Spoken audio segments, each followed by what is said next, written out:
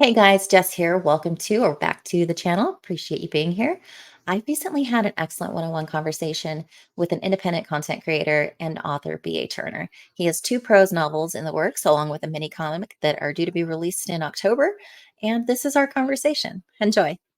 Going Name's on. B.A. Turner, and I'm an author, and I currently have a crowdfunding project called Vigilantes, which is two prose novels and a mini comic. So, bit of a hybrid creator, and I'm just trying to get my story out in front of folks. And I have a YouTube channel too. I do some videos myself, and I have a show actually here in 2 hours with Jason and a few other comic folks. Nice. So, hoping to eventually do some more live streams and content when I'm not in interview mode myself. So And you mentioned you've been doing a lot of interviews lately.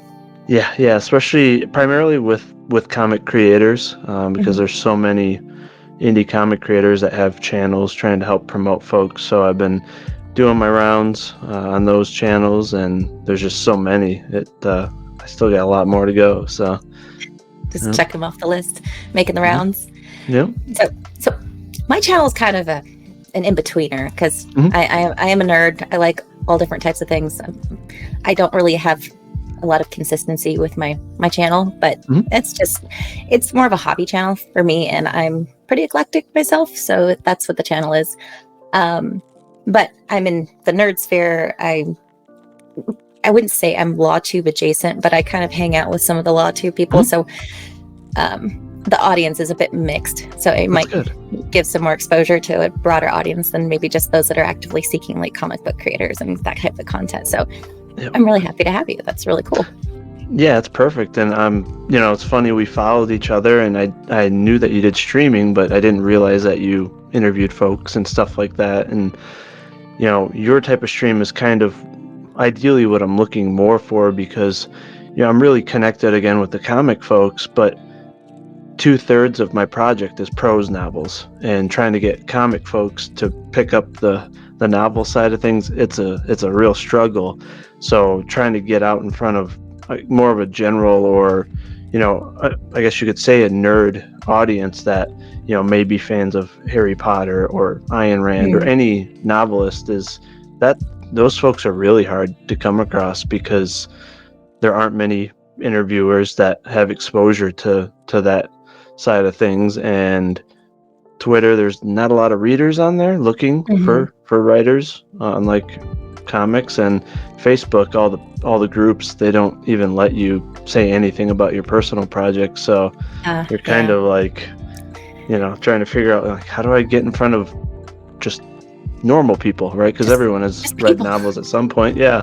Yeah, it's funny you mentioned Ayn Rand because I actually just finished The Fountainhead finally, Oh, that's not that such a long good ago, book. and I mostly listen to audiobooks because I'm a mom and I'm always on Hmm. the go, and so Hmm. audiobooks are a godsend. Hmm. And I'm probably about 10 hours into Atlas Shrugged. It's about Hmm. 67-hour audiobook. So I'm Hmm. really enjoying it though. The Fountainhead was amazing, Hmm. and like the whole time, like I had to get my phone out and my notes, and I'm like, oh, that was good. Oh, that was good. And well, that was really surprising. Just not to go too far down this rabbit hole, but I was looking for excerpts Hmm. from the Fountainhead online, and I couldn't find the ones that really spoke to me. So I'm like, I guess I'm just gonna have to make my own. And just like Yep. for me for later, because this is everything is just written with such intention. Um, that I was just like, this is amazing. How have I not read this woman's work before or listened to Yeah. it, whatever? I mean, But she's yeah, really what got me into reading, because I read Atlas Shrugged in college. And yeah, just the level of detail and just how personal the stories feel. And I mean, I've never come across a writer that pushes individuality as hard as she mhm, does. And I think that's so important, to learn, especially when you're in college, because a lot of the messages that you're getting from professors is the opposite of individuality, right? It's more of a collectivism. Yeah. collectivism, exactly. And when it comes to being an indie creator or self-published, I mean, that's what it's all about, is just having your own unique twist on creativity and just writing your story, versus, again, the mainstream. It's the opposite. The mainstream, if Ayn Rand was alive today and writing, she probably wouldn't even get published, just because that ideology of being an individual is just not really accepted in modern day publishing. So Mhm. yeah, her writing really, really inspired me. That's awesome. So when or how long have you been working on your projects, and when did you start your writing? And obviously she was a big inspiration, but like hmm how far back do we go with this whole hmm project of yours? So it started back in 2015, so about 8 years ago. I started writing, and I had been into writing poetry when I was younger, but I never really had the idea of like writing a full-blown story or novel. And Mhm. I just kind of gotten into a really dark period of my life, and I got really into comic book movies at the time, as well as Ayn Rand, as I mentioned. And yeah, I needed a way to just express myself. And one night I had to just get out this little bit of a story I had in my head from a dream. And it was like 2 in the morning after coming home from the movies with some liquid encouragement. And I mean, for like 3 hours straight, I just wrote. Oh wow. And So it wasn't so I much of a little story. It ended right, up becoming something a lot bigger. real quick. And I woke up in That's the awesome. morning, and I read what I had written, and I was like, how the hell did I come up with that? Like I just I was shocked that it kind of flowed so well. And just every day after that, it was morning and night, just expanding on that story. And every day at work, I'd have an idea or a scene pop in my head, and I would just kind of like look around and then just start like typing a chapter, writing a chapter out. And I just fell in love with it. And yeah, over a period of about 5-6 years, I wrote those two novels, and then spent 2 years just editing them and working with a writing coach and a professional editor. And then I kind of veered off into, well, I'm going to make a mini comic just filled with imagery for folks, because that's Hmm. the hardest part of novels for a lot of people, is you don't have that visualization. So I'm like, I'm going to create something unique to hopefully entice the comic community, but also make it something more immersive for just average novel readers. And then down the line, I'll do full comic issues as well. So yeah, it's been about an 8-year journey to get to this point. So That's amazing. mm, So as far as like the artwork goes, mhm, I'm gonna bring up your page here so that we can all be looking at the same thing. Just kidding. There it is. Okay. So who did your artwork? Or how did you so yeah, most of the art, so all of the covers for the two novels and the main mini Mhm. comic was done by Corey Barton, who is out of Australia. He's a real up and coming um, artist, and he's unique because in comics you have pencilers that do like the line work, and then you have the Mhm. inkers that add the blackness to it, shadowing, and then you have colorists, which obviously does the coloring, and he does all three. Oh. So it's just been a great experience, because the entire process of each piece of art, I was able to follow along with him, tailor it as he's going. And, a lot of other folks have to bounce from one to the other, and then you're trying to get notes from each one. Mhm. So, yeah, he's been fantastic, and he was able to take the what I had in my mind, and properly characterize it on paper, or on the screen there. So Yeah, I mean that takes so much talent because like yeah. personally, I have a hard time with certain types of fantasy novels and sci-fi novels if it's too far out there from anything that I'm familiar with. It's really Mhm, hard for me to visualize. Uh, mhm, so, so Ayn Rand's storytelling, it's timeless, and it's like I mhm. know what she's talking about every time she talks about something. Yep. But when it comes to like fantasy and sci-fi, it's really hard to conceptualize some of these ideas or like fantastical places and creatures, and it's like I feel like I'm not doing what the author was intending. I feel like I'm not doing, my imagination isn't doing it service. But so it's an amazing talent for an artist to hear what your story's about, hear about your vision, and then you guys meet in the middle, and it comes out the way you want it to. And I just think it's amazing. So it's not something that I could even fathom doing, but that's really cool. Is this just a trailer for both novels, or is it just kind of for everything? It's really to showcase the art and introduce the characters, so people get an idea of kind of the style of the story. You want to play it? Yeah, sure. Yeah, it's a fun one. Let's see. I'm gonna make it bigger.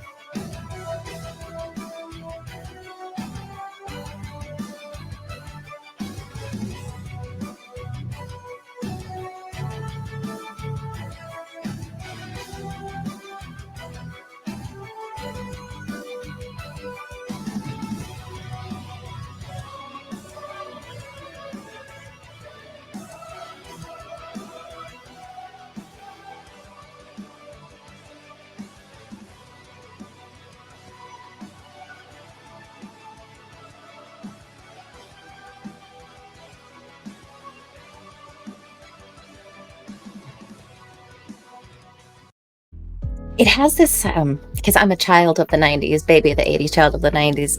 It has that, I mean, obviously comic books, they're gritty, they're raw, they're dynamic and all the things. But being that I'm a normie and I haven't had a whole lot of exposure to a lot of comics and that generally, it gives me that 90s animated Batman series vibe.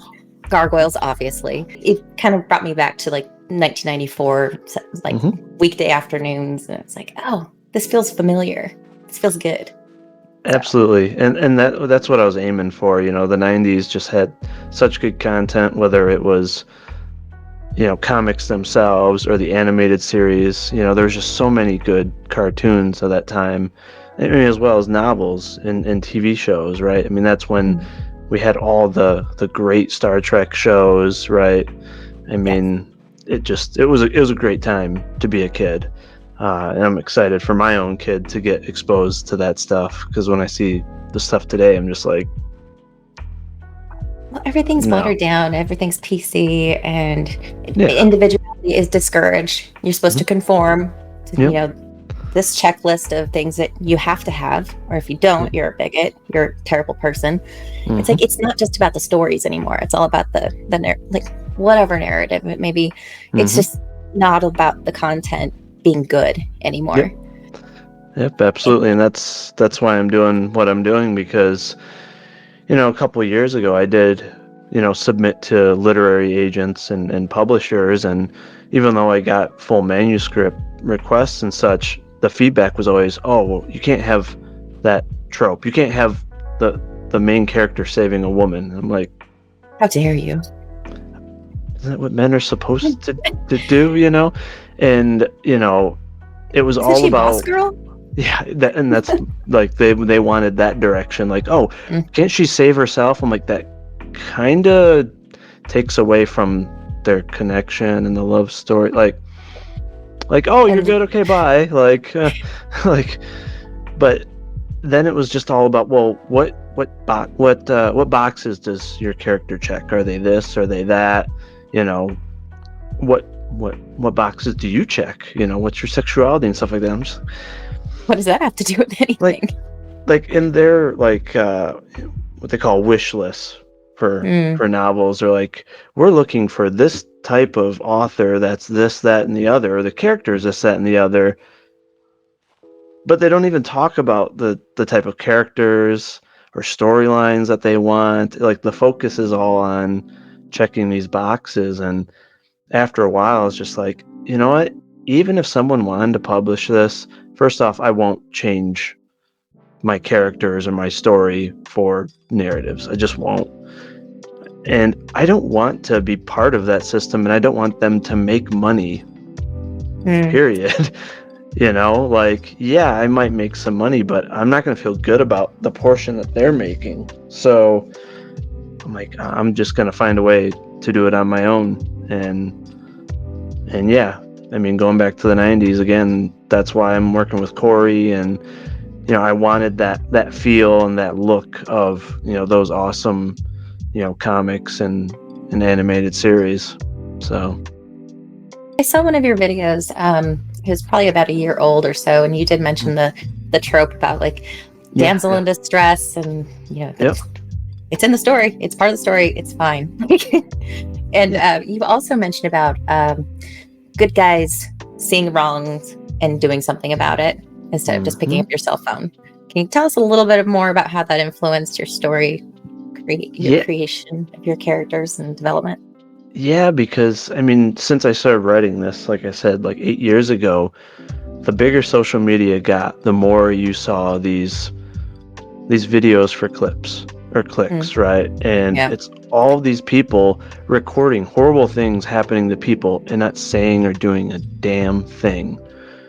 And that's where I'm like, this is one trope I will not back down on. Same with, someone protecting a child. Like, it's absolutely imperative that people change this trend, especially, if it's a man that's seeing a woman, in trouble or getting hurt. Like, you should be dropping that phone and getting in between them. But there's always that, well, maybe I'll get in trouble. Yeah, well, they may be damaged or scarred for life, right? And you have the ability to do something about it. Do it. Like, if that was your wife or your mother, are you telling me you're going to just sit there? Like, treat them in the same manner. And so that's one thing I really drive, in the story, as it should be for any hero in any story. You always do your best to protect those that can't protect themselves, and especially women and children. I mean, that's what a man is supposed to do. And so, yeah, in that video, that's, where I cover, like, yeah, they didn't want the hero to save the woman at the beginning of the story. And I just like laughed. I was like, no, Statistically, it's ridiculous. Like, how often are women going in and saving the day, like from, big burly attack or whatever? How many women can physically do that? They'd have to be armed. Yeah. And yeah, every year I'd see more and more of those videos, and it just pissed me off because I'm like, what are all these people standing around recording this for instead of just doing something? Like, it's just super disappointing, It's so disappointing. I actually just saw a video yesterday that was really upsetting. It looked like a more elderly woman who was at the bank. I think it was in California, my state, figures. And somebody was trying to take her purse, and she was holding on for dear life, but she was getting drugged through the parking lot, head hitting pavement through the parking lot. And there's guys that are kind of just like, do we do something? Do we hang out? And then like they ran up eventually, and the guy took off, but they stopped pursuing him after like 20 feet. Like, it's like, people are filming it though. Yep. So it's exactly that. It's awful. Yep. So yeah, I mean, that's the one thing I try to drive home with people is, in this story, it's not an anti-hero or a hero that's towing the line. Like, no, this is a hero that represents, doing what a man should and what a hero should do throughout the story, because we need more stories like that. We had a ton of them in the 90s, a ton of them in the 80s, but we're getting less and less of that, and those traditional heroes are becoming less popular, and it's a shame. And part of that is because films have, especially recently, gotten worse and worse to where people aren't as interested in Batman, Superman.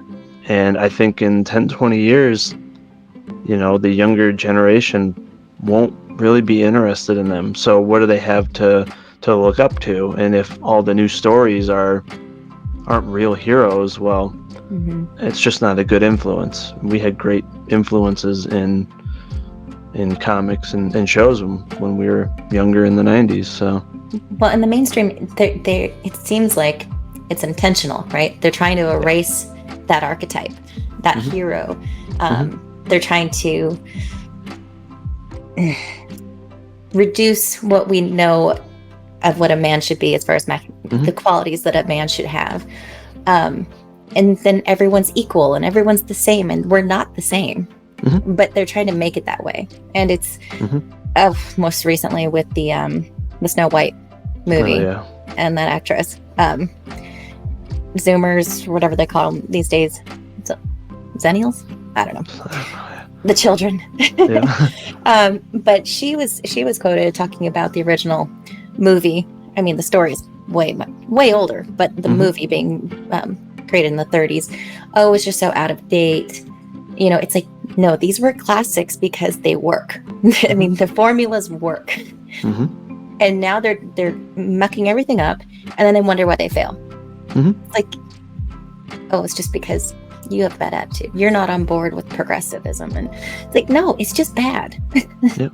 Yeah. I mean, and there's ways to display different types of characters at the same time. And Mm. though it's a divisive comic and movie, I think Watchmen was the perfect example because Ooh.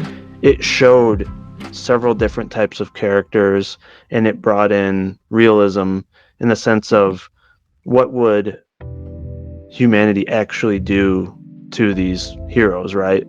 And I Mm-hmm. think it was spot on, right? They, just like good people in the world, they use them, abuse them, and then kick them to the curb, which Yep. is, and they did the same thing in um oh, what's the cartoon, the really famous Pixar one? The Incredibles. Yeah, exactly, right? Like it was, they did something similar Yeah, in that, right? Where, they took advantage of these heroes. They sent them over to Vietnam to their dirty contribute to work. the horrible things the government did, which I think it's good to showcase the bad things that governments do, of course. Yep. And it I am shows not a them. fan of the Yep, government, by the way. exactly. That's another thing I try to touch on as well in the book. But, it shows them get, demoralized and brought down to a human level, which happens to normal people. But then it shows them continue their arc and reconstruct back up to say, you know what, we're going to stand up, we're going to keep fighting regardless, even if it kills me. And I liked how they did that. They had, especially like Rorschach, like he never gave up. He just kept fighting regardless of what the government was trying to do to them. And others, they found their way, and then they exposed, right, the anti-hero that was behind it all. So that's a Mm-hmm. good example of showing different types of characters and kind of having a healthy balance of character types. But now it's just, you're just getting the anti-hero or the superpower guy that could do good things but half the time doesn't. That's a Right. majority of it these days, unfortunately. Yeah, it's really So disappointing. And especially like 90s kid, you grew up with all of these heroes, and then 20 years later, they just ruin them. Like mhm. I lost interest in superhero movies and all that because the movies, I mean, the first ones that came out, I was excited about, but Yep. then all of the ones that came out, I mean, they beat a dead horse already. Like Mhm. they are milking these things so much Exactly. that it's like it's not good anymore. Like maybe it wasn't Mhm. good in the first place. I don't know, but it just is so watered down and it's just overdone. And we need new content. We need new characters Mhm. and new stories. So thank you for creating something new. Well, trying, yeah. Yeah, it's just really disappointing. I mean, I haven't been to a movie theater in, well, COVID and child Yeah. aside, but I mean, I haven't been to a movie theater in probably 6 years. Oh, Just like there isn't anything I want to see. If there's something that seems like maybe, well, I'll stream it eventually. yep. Like it's Yeah. just not exciting. Yeah, I mean, for me, in the last 3 years, I think the only movies that I saw or were excited about were Christopher Nolan movies. So Tenet and Oppenheimer, because Mm, he's heard one of that the one's good. few, yeah, he's one of the few directors that he hasn't he hasn't changed the way he writes or directs along, to follow the trend. Like he has a certain way of doing things and he sticks to it. And I really appreciate creators that do that. But outside of his movies, yeah, it's just kind of like meh. I mean, I have no interest in superhero movies anymore. It's just, yeah. You were saying something about like character development and Mhm. seeing their flaws. That was always something that I really loved about Batman in particular. I was a Yeah. Batman kid. Yep. Um, I didn't really relate to Superman at Mhm. all because he just seemed too perfect and he could just do anything all the time. And it was like, oh, that's boring. Yep. The struggle that, the characters have to face that makes them who they are and gives them their fire to do and go Mhm. save and fight and all the things, even if they Mhm. get kicked down. That's what makes characters relatable with the human Mhm. experience, right? It's like you want them. Exactly. I mean, obviously they're super. They have abilities that we could never, but those little glimpses into overcoming adversity and pain and grief and all of that, it's moving. Yeah. But like And with the character like Superman, though, I didn't personally feel that connection. yeah, it's interesting because that's one of the things I strive to do the most in my story is to make the characters relatable so that you feel something along with them as the story progresses. And I agree, there's certain films that they're so fluffed up that you can't feel anything because it doesn't feel real enough. And the only two adaptations I felt something for Superman was Smallville. They did a pretty good job because it's all about Clark Kent and you see his struggles throughout high school. So he's facing things that at the time I was facing in high school. That was great. And then one that I get a lot of flack for is Man of Steel. Yeah, that was the one I movie didn't see that where one. I highly recommend it because they show his struggles as a kid trying to understand, should I use my powers or not? What would happen if they catch me, right? Hmm. If the government were to, take him and experiment on him. And then as an adult, it shows him facing modern day people where you're going to have people that will hate you because you're different, Right. right? There's going to be people that will worship you like you're a god. And then you have the government who is going to try to use the media and all these things to manipulate you, to try to get control of you. And instead of him just being invincible to everything emotionally, it shows his struggle of like, man, I'm tormented by the fact that like I can't make everyone happy and I just want to help people, but I can't get them to understand. And it shows that struggle. It just shows the humanity in Superman, which made him relatable. And I really Mm. appreciated that because that's, to me, what makes a lot of characters the most interesting is because they're relatable. And even though he's technically an alien, right, it shows his humanity. And that's what makes someone or something relatable, the emotion. Absolutely. A lot of the Marvel movies, they're fun. They're Mm. worthwhile to watch if you just, want something kind of joyous, but you can't really expect to be wowed or to like feel like you got hit in the chest during some of the scenes. And, Yeah. I like them all for the most part, but, I really love when you are watching a movie and you just, you feel something, and I don't know, it's just a different experience to me. Oh, for sure. You did mention Star Trek, Hmm. 90s Star Trek. Was there any influence on your creative process or the way you looked at the world or anything from Star Trek? Um, Characters that stuck out with you that Maybe a little bit character development wise. Star Trek for me is just like my comfort content. mm, That show, I just remember so much of my childhood watching Next Generation and Voyager, and around the same time I started writing these books because again I was going through a hard time. I just started watching all of the series again, and it's been the one thing that helps me sleep at night because it like just kind of calms my mind and it's just yeah, relaxing. It just takes you back to that time, and it they did I just think you such said a good comfort job. content. Yeah, like they just did such a good job because every show felt like a movie because it had a full story, but then over the course of 5 to 8 seasons, like for Deep Space Nine, there's just such expansive character development with Mhm. like 10 characters. And I loved, those two. I mean, Deep Space Nine is my favorite, and then Enterprise I absolutely adored as well. That was a I great didn't really show. get into Enterprise so much. Mm, Next Gen DS9. I think I still have a couple remaining episodes of Voyager, yeah. I, but Next Gen and DS9, those are my jams.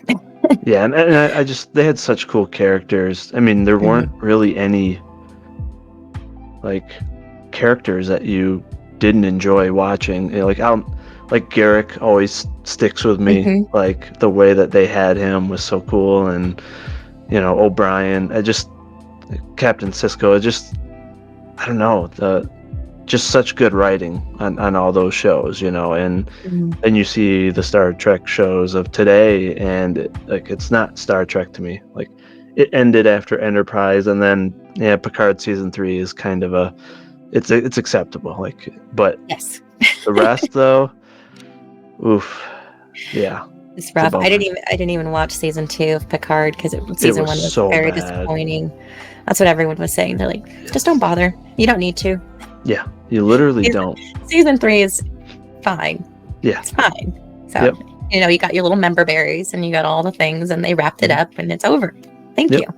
Yep. Yep. So Yeah. that was fun. It was fun. Are you actually shipping these out yet, or what is your Yeah. timeline? So what'll happen with these? So a lot of crowdfunding projects, I mean, it varies, but some, they'll do the crowdfunding to be able to finish the art and Mm, finish, the writing. And so sometimes you don't get the book for 3 months to even a year or more after the end of the campaign. I'm doing things differently to where the novels are 100% complete before I even finish the campaign, and the mini comic will be done before the end of the campaign, so oh, before nice. September 21st. So my goal right now is to ship everything in October. So you would have basically a 90-day from start of the campaign to shipping. So it's essentially a pre-order, because as soon as those funds transfer, because they don't actually send you the funds until like a week after the end of the 60 days, then you Mm. just order and ship. And since I already have samples, I just have to hit the reorder button. I don't have to, spend several weeks getting samples, working with the printer to get things right. I've already done that. So, yeah, I'm Is this your first hoping. time using the crowdfunding process and going through it? Because it Yep. sounds like you have it pretty down. Like, Yeah, I've been backing a lot of campaigns over the last year, just watching people, learning from what they've been doing, and just trying to do it the best way possible. And I've been able to kind of take that financial risk to just fund it myself per se up front, and then essentially I'm just trying to recoup my costs, right? And then hopefully make something on top of that so that I can go right into getting more art pages for a full comic. mm, So, you know, I want to get the book out there as quick as possible so that I can get people's feedback and hopefully earn people's trust so that they know, like, hey, this guy fulfilled quick. He, he kept to his word, and I can get constant content from him. I won't have these really large gaps right in between campaigns. So yeah, hopefully it will be in everyone's possession by mid, and at the worst at the October. end of October. So Wow. That's so yeah. cool. I just noticed. I was going to ask you about Joe Ball. Oh yeah, If you know Joe Ball, he's on your page. yep. The Buck and W art book Joe Ball cover. Okay. Yeah, he's amazing. I've watched some streams that he has done just on panels and stuff, and he's just drawing away and filling Hmm. in the lines. And it's like, wow, just watching him go. Yeah, he's a Yeah, he's super amazing. super cool guy. Yeah, he did such an amazing job on that piece of art and the sketch cards that are on the campaign as well. And I just, for all the other art, like I designed the layouts and gave Corey like reference material and gave him the panel layouts. with Joe, with how his mind works, I was like, here's the characters, just go nuts. Just And go. Do your he thing. that page just has so much art in it. He has all of the main characters on there, and if you flip it upside down, the art works in both directions.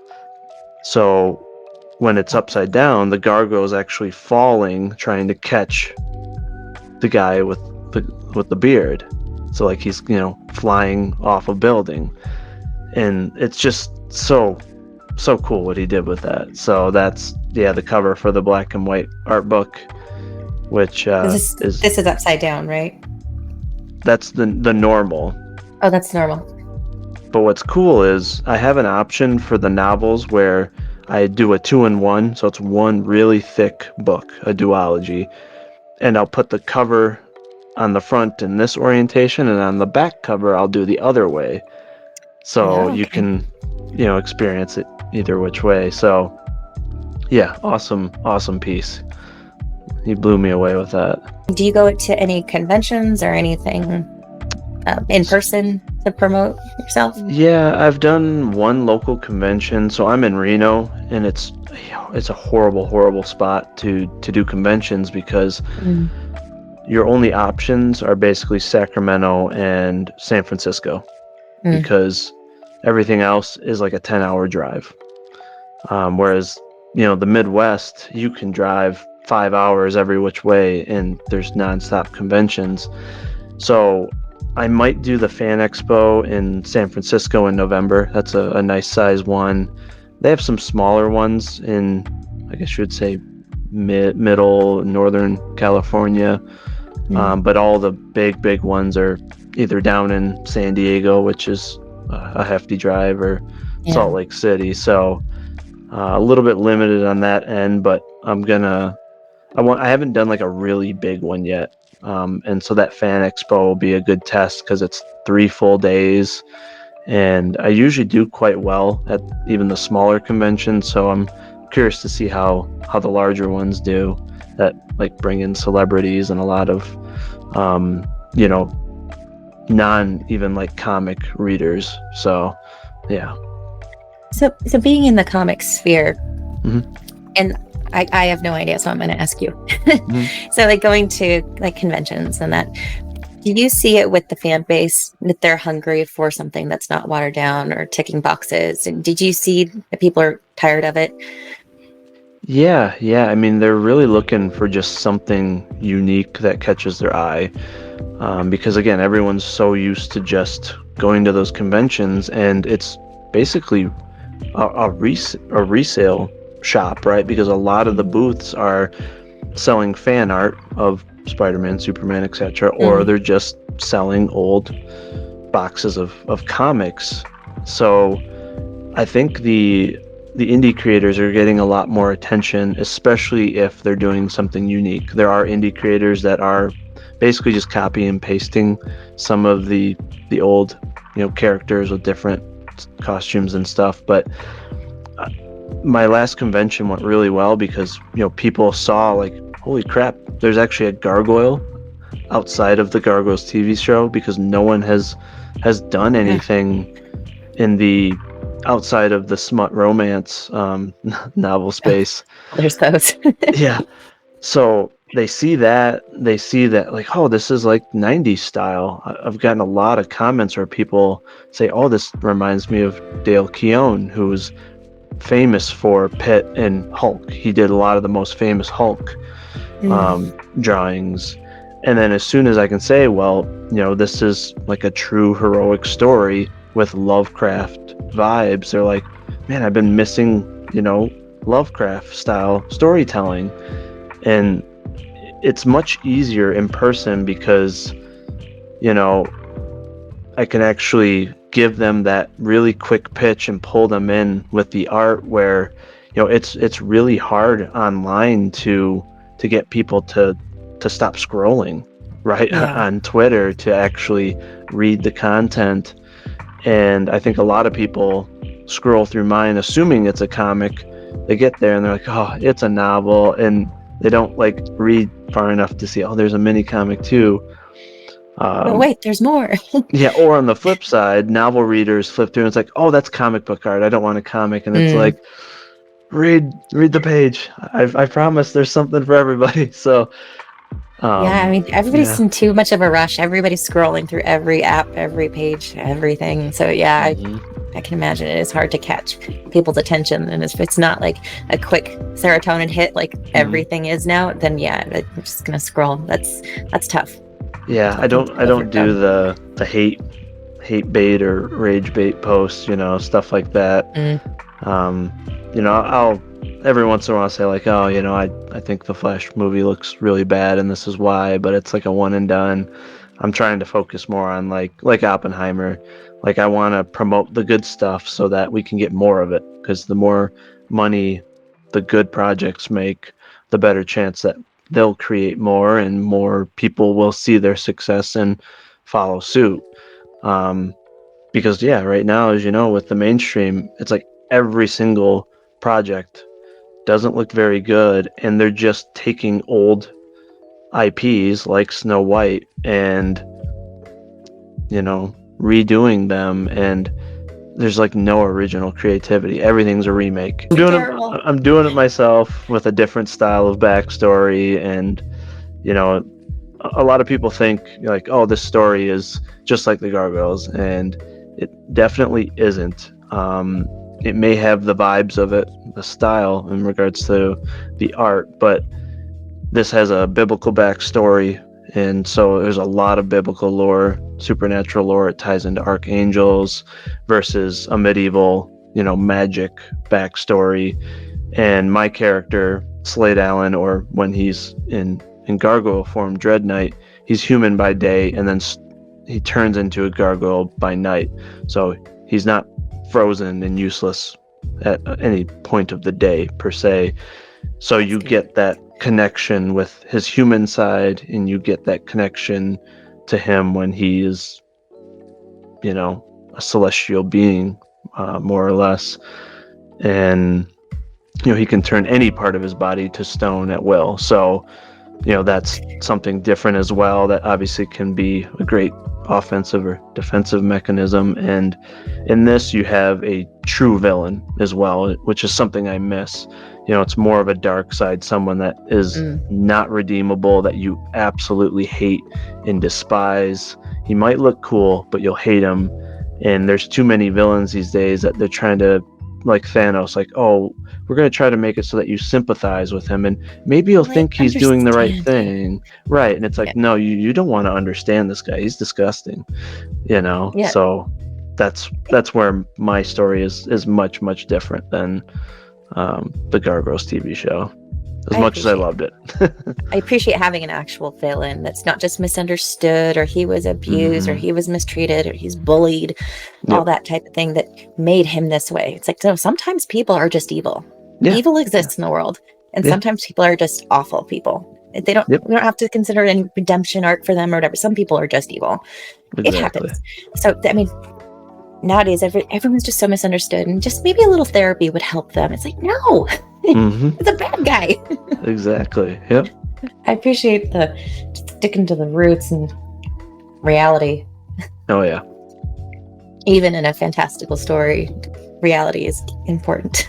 Yep. And that's where I say, like, a lot of people misconceive realism as just things being depressive and nihilistic, and it's like, I like to consider my story having healthy doses of realism, to where it's more about relatability and being able to read a scene and be like, oh, that makes sense, that stuff's happening in real life. Like, oh, Hmm. a corrupt politician that's doing this.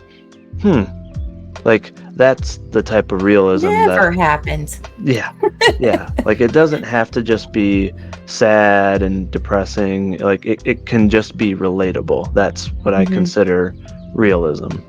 Good Right. realism. And on the lines of like not nihilistic and all that, I agree that that's Hmm. not the way to be. And a lot of people throw that word around a lot. Hmm. Um, not saying you just did, but people in general. And it's Yep. like, well, yeah, you can be a realist. You can acknowledge the problems and how bad things are, but also you can work on, okay, being a problem solver, fixing the problem. How do we get out of it or avoid it? Like if it's unavoidable, then how do we, or if it's going to happen, then what can we do?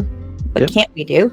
And move on, do something else. So problem solving, looking for ways to fix what you can and let go of what you can't, know? Yep, and Ayn Rand does a great job at doing exactly that. Like she pinpointed, in those years, what was actually happening, what was wrong with it, and then, what would she do or her characters do to correct that. It showed their struggle, but it also showed them refusing to bend the knee and finding solutions to get the most out of life, and finding others that had that same mindset. And it with Fountainhead, like, the guy refused to bend the knee to the point where he went into basically poverty because he was so passionate about his designs, his architecture. But again, if you stick with it, and the long game. Exactly. Yep. It's not that instant fix that people are looking for. It's the long game. Stick to your convictions. Be passionate about something. And it's not going to be easy. It's not always going to be easy. But if you have those convictions, stick to your guns. You don't sell your soul to the man or whatever. Like Peter Keating, the other character who did everything opposite to the main character. Well, he was SOL in the long run. But slow and steady, stick to your guns. I mean, it'll pay off eventually. You just never give up. Yep, exactly. I'd just say, in general, as I mentioned, it's 2 prose novels and a mini comic, and the goal here is to provide a more immersive reading experience so that as you're reading, and you touched on this, you can actually visualize the characters as they're meant to be visualized. So you have the mini comic to show you many main scenes from the book, showing you all of the major and supporting characters with key characteristics and information throughout the mini comic, so that as you're reading, you have that ingrained into your mind and you can focus on the story, right? You can focus on the words, enjoy the action, and have it be fast paced versus, wait, how did he describe, that character's hair, or, when he turns into a gargoyle, like what happens? Like, no, you can visualize it, and it plays out more like a film or a graphic novel. And in regards to the storyline, I touched on the biblical lore, supernatural lore, but all in all, it's about this gargoyle and this team of vigilantes that has found out that there's this insane villain named Incubus, who he's unearthed a Nazi-era mind control serum that allows him to enter the subconscious of his victims and bend their minds to his will, to create super soldiers that are convinced that they feel no pain, no fear. And so it sets up this war in the city of Detroit. Again, it's between just classic heroes versus just absolute villains, and it just sets the stage for traps and for these heroes to try to find out how do they infiltrate the fortress of crime that they've built, and try to neutralize this guy before he uses the serum on more of the citizens of Detroit. So it's a very expansive story, but it again touches on just classic heroes and real villains. I grew up in Michigan. I spent my college years in the suburbs of Detroit, spent a lot of time down there. So and it's that realism aspect, right? A corrupt police force, corrupt politicians, like that's Detroit. And just a city that has a lot of crime and brainwashing, right? Mind control of the media, convincing folks of things and convincing them to change their mindset over the decades. So it just Perfect kind setting. of appropriate. Yeah. Yeah. Yep. Thank you so much for joining me today, and we'll follow up and keep an eye on your progress. Meanwhile, Absolutely. Everyone else, the links will be in the description, so be sure to go ahead and follow B.A. Turner. He's on Twitter, he's on YouTube, and follow his Indiegogo, which is also in the description. So I'll catch you in the next one. Shut up!